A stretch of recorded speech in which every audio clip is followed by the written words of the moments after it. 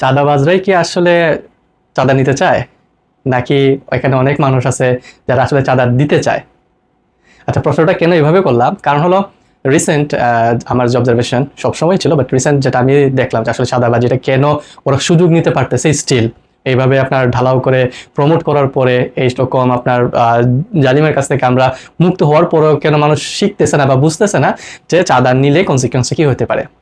So আমার identification যেটা হলো এখানে বেসিক্যালি যারা অনৈতিক কাজ করে, যারা কোনো একটা ইলিগাল কাজ করতেছে, তারা আসলে একটা আশ্রয় চায় এইসব পার্টিগুলোর কাছ থেকে, এইসব পার্সনগুলোর কাছ থেকে, যে হ্যাঁ তোমরা আমার কাছ থেকে চাঁদা নাও সো দ্যাট আমি এই ইলিগাল কাজটা করতে পারি।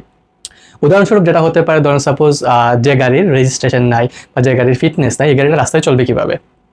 আসলে তো তার ভ্যালিডিটি নাই। সে চায় কেউ একজন আসুক, তাকে কাছ থেকে একটা চাঁদা ক্লেম করুক, দেন সে এটাকে ভ্যালিডেট করতে পারতেছে। ওকে, সো এটা একটা সেগমেন্ট। দেন কিছু এরিয়াজ আছে যেখানে দেখবেন যে আপনার ফুটপাতের উপরে দোকান, রাস্তা দখল করে দোকান, এদের তো আসলে এখানে কোনো ভ্যালিডিটি নাই। সো এদেরকে যে কেউ যদি চার্জ করে, ওরা কিন্তু এখান থেকে সরে যেতে বাধ্য। তো তারা এটা ভ্যালিড করার জন্য কি করে, ওই রকম পলিটিক্যাল যদি কেউ যায় চাঁদা খুঁজতেছে বা র্যান্ডম কেউ যায় যদি এখন চাঁদা খুঁজে, তারা দিতে রাজি হয়ে যাবে, কারণ লিগালি তো সে আসলে এখানে থাকার কথা না। তো আপনি যদি এভাবে আইডেন্টিফাই করেন, আপনার আশেপাশে দেখবেন যারা আসলে ইলিগাল কাজ করতেছে, যারা অনৈতিক কাজ করতেছে, তারাই আসলে চাঁদা দিতে চাইতেছে, এবং ওই জায়গাগুলোতেই এখনো ওই মানুষগুলা যারা অনৈতিকভাবে নষ্ট, তারা ওদের কাছ থেকে চাঁদা নিতে, মানে চাঁদা নেওয়ার একটা চান্স নিতেছে।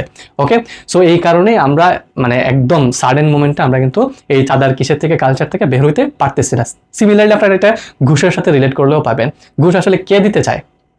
ম্যাক্সিমাম সময় এখন যেটা হয়েছিল, এতদিন পর্যন্ত মানুষকে একটা অসুবিধার মধ্যে ফালাইয়া ঘুষ নেওয়ার একটা প্রবণতা ওরা সিস্টেমটা সেট করছিল।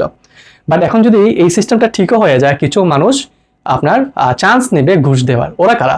ওরা কিন্তু সেম ভাবে, তার হয়তো কোনো একটা ডকুমেন্টেশনে ঝামেলা আছে বা কোনো একটা কাগজ তার আসলে ফিক্স করার কোনো সুযোগ নাই, বা সে একটা কোনো ক্রিমিনাল অ্যাক্টিভিটিস করতে চাচ্ছে, তখনই কিন্তু সে কি করবে, ঘুষ দিয়ে ওই কাজটা করানোর চেষ্টা করবে। ওকে, সো আমরা যেভাবে যারা ঘুষ নিতেছে বা যারা চাঁদা নিতেছে ওদেরকে যেভাবে প্রোটেক্ট করার চেষ্টা করতেছি, মানে প্রোটেস্ট করার চেষ্টা করতেছি, সিমিলারলি যারা চাঁদা দিতে চাইতেছে ওদেরকেও কিন্তু আইডেন্টিফাই করা উচিত। বেসিক্যালি ওরা যদি না থাকে, ধরেন আপনি আমি যদি, আমরা যদি সবকিছু লিগালি করি, সেক্ষেত্রে তো আসলে এখানে চাঁদা বলেন ঘুষ বলেন এটা তো দেওয়ার দরকার নাই। নাকি আপনি সবকিছু ঠিক থাকার পরে কেউ যদি এসে চাঁদা চায়, তাকে তাদের চাঁদা দিবেন? আমার মনে হয় না এরকম বোকা মানুষ এখন আছে। হয়তো আগে যারা আছে, আপনার ধরেন মাথায় পিস্তল রেখে কিছু চাইছে, তখন তো আপনি দিতে বাধ্য ছিলেন, এখন তো আর আপনি বাধ্য না।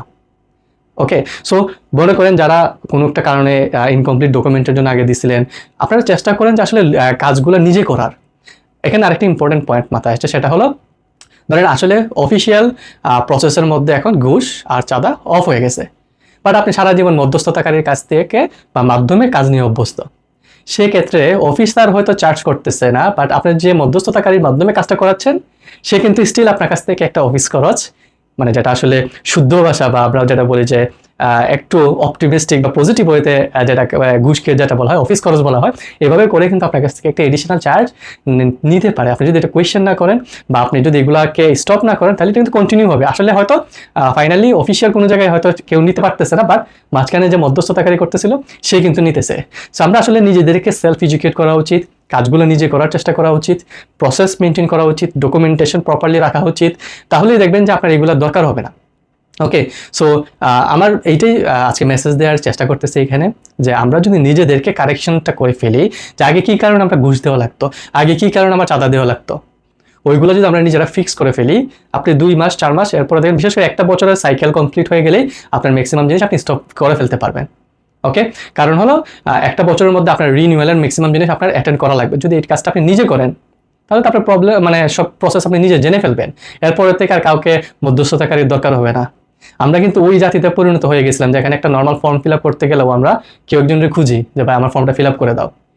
আমাদের শিক্ষা ব্যবস্থাটাকে নষ্ট করে দেওয়া হয়েছে। এগুলোর মাধ্যমে আমরা কিছু মানুষের কাছে জিম্মি হয়ে যাওয়া শুরু করছিলাম। ওকে, সো লেটস সি, আমরা চেষ্টা করি আমরা আমাদের সাইড থেকে কিভাবে এই প্রবলেমগুলো সলভ করতে পারি। ইনশাল্লাহ উইথ টাইম আমরা দেশটাকে আরও বেটার করতে পারবো, কিন্তু সবাইকে পার্টিসিপেট করতে হবে। আপনি মানে গুটি কয়েক জন দিয়ে কিন্তু হবে না, আপনার আশেপাশে সবাইকে সেম মেসেজগুলো দিতে হবে, তাদেরকে বোঝাতে হবে যে ভাই হ্যাঁ দেখো, আমরা যদি নিজেদেরকে কারেকশনসগুলো করি, আর এখন আমি যে কথাটা বললাম কাজগুলো যদি নিজে করতে শিখি, এর পরবর্তীতে কিন্তু আপনার আর কারোর দরকার হবে না। মধ্যস্থতাকারী যদি আপনার কাছ থেকে টাকা না নিতে পারে, আপনি যদি ডিরেক্টলি কারোর কাছ থেকে কাজটা করেন, কেউ যদি আপনাকে ঘুষ চায়, আপনি তো ডিরেক্টলি তাকে চার্জ করতে পারবেন এখন। তাই না? আর আপনাকে মানে আপনি যদি সবকিছু ঠিক থাকে আপনার সার্ভিস আপনি পেতে বাধ্য, ওরা মানে ওরা দিতে বাধ্য। ওকে, ঠিক আছে, অনেক কথা বললাম। আশা করি এগুলো আমরা অ্যাপ্লাই করতে পারলে পজিটিভ চেঞ্জগুলো আসবে। ওকে, আল্লাহ হাফিজ।